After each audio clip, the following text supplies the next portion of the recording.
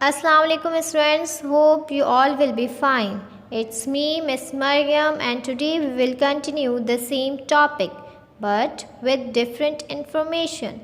We will discuss about theme and views of slide. What is theme?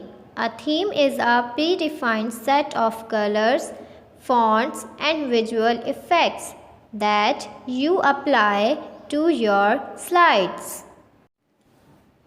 Microsoft PowerPoint has three main slides view: normal view, slide sorter view and slideshow view. Now, normal view is the main editing view which is used to write and design a presentation. Slide sorter view. In this you see a miniature of each slide. Now slideshow view. It occupies the full computer screen exactly the way your presentation will look. Hope you understood all. Now let's discuss homework.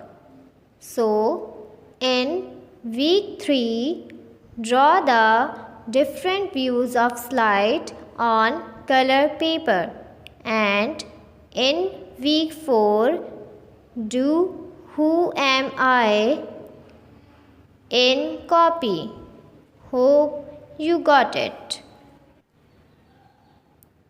Thank you.